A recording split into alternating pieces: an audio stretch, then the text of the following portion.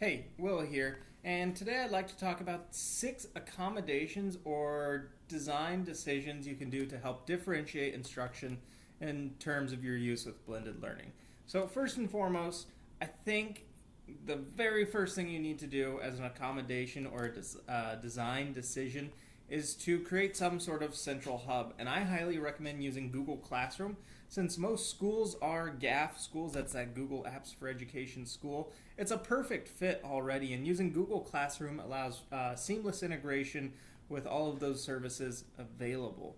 You can also make it available to the parents, which I think is also a key component in terms of accommodations as well. Making your classroom accessible for parents is definitely going to help make the parent as a leader at home in education as well.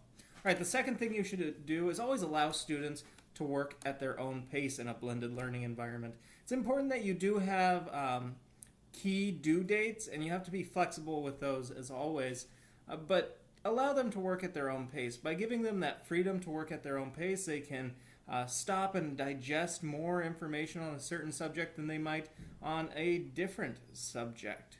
All right, number 3, include multiple outlets for every lesson or project.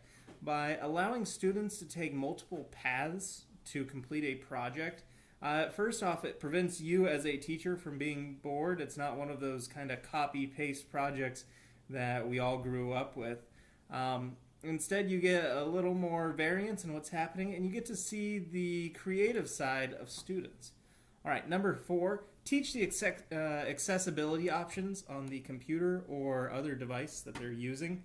By helping students understand what accessibility options are available, such as magnifying the screen or having a on-text narrator, is going to greatly improve just kind of their comprehension abilities for students who might not be able to see very well, or for those auditory learners. Being able to listen to the text being read is definitely easier for them than having anyone, or just having them sit there and try and read it themselves. All right, number 5, allow students the choice to follow their own ideas for a unit. This kind of ties back to that number 3, including multiple outlets. But if you allow students a choice in how they want to follow different patterns or knowledge within a unit, you're going to see greater student interest, and it's going to help maintain that interest.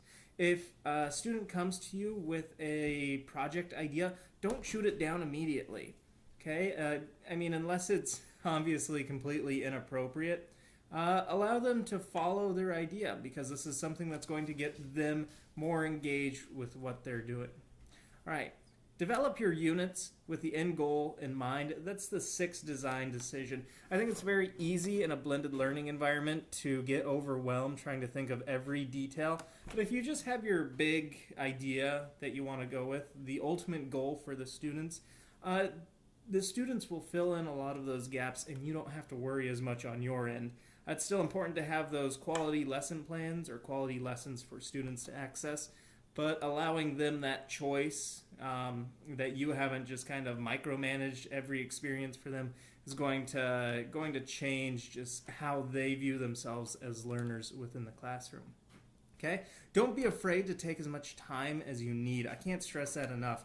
In a blended learning environment, being able to take as much time as you need is key. Some students I've had, depending on what we're doing, they'll spend multiple classes on the same video because they're either not getting something or they're wanting to get every little detail out of it, and then other videos they'll just blow past because they already know the content.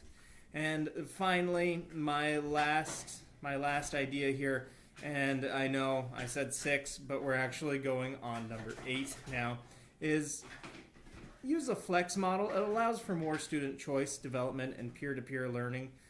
Don't police it.